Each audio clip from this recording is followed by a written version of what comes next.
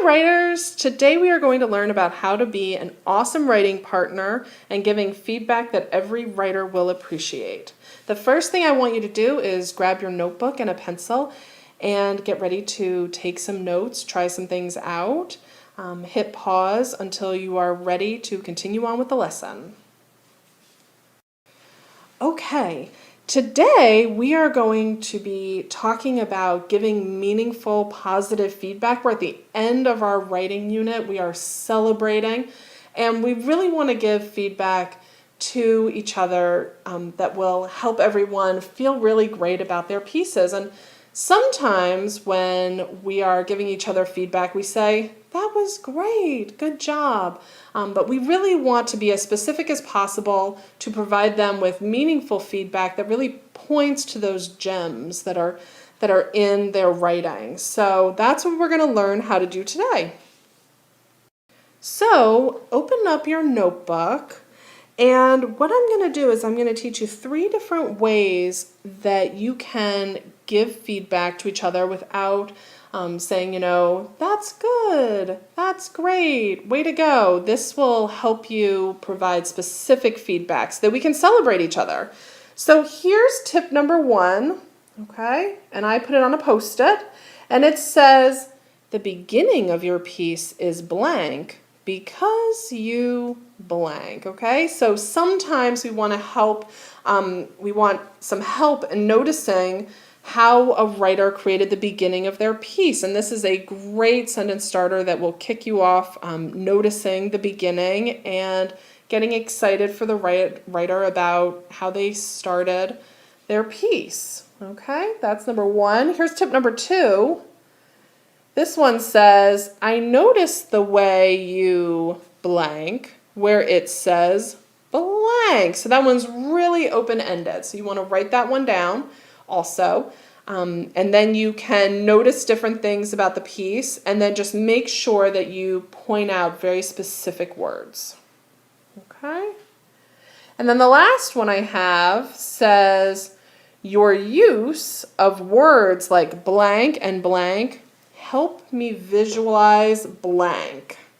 And that one's a great one because you can point to very specific words that the writer used and then say what pictures it created in your mind. Okay, so we're going to try this out. On this piece right here, one of my students wrote this in a previous class, and it says, "My skates just hit the ice and I am already moving. I skate down the ice to my spot on the blue line as a defender. The puck is going around the boards and soon it will come to me. I skate as fast as I can over to where the puck is on the boards and beat the player I am defending. I send it towards the open player in front of the goal, and he shoots and scores. All of our teammates cheer, and we go over to high-five each other. I get off the ice feeling good and accomplished." Okay. So now I'm celebrating this writing, right? So I'm going to think about some positive feedback to give that's specific. But if I'm stuck and I'm not sure what to say, I can use one of my sentence starters. So let's see. Let's pull out number 1 here. It says, "The beginning of your piece is blank because blank." So I'm going to look over. Okay, and I'm doing this think aloud for you so that you can hear how I'm thinking this through. And it says, "My skates just hit the ice and I am already moving." And wow, that's an awesome way to begin this piece of writing, right? So I might say to the writer, "The beginning of your piece is filled with so much action because you say, 'I hit the ice and I'm already moving.' And I can imagine in my mind that you're already flying down the ice and soaring." Okay, so you can see how this sentence starter got me all set to give a nice compliment to this writer. Here comes number 2 that I might try. "I noticed the way you blank," where it says blank. And for this one, I really noticed the ending of this piece and how positive it is. So I might say, I noticed the way you ended your story with so much enthusiasm and celebration, where it says that you cheered and everyone high-fived each other and you felt good and accomplished. And I really like that balance of showing and telling. So I have a lot to say about that. So number 2 there will really help me out and help me say a lot there.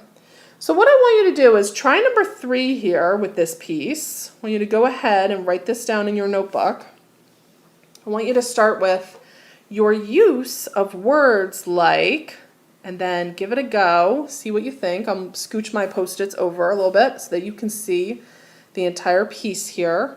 And I want you to complete the sentence. Your use of words like blank and blank helped me to visualize blank. So give that a go. You may need to pause the lesson right now in order to complete that.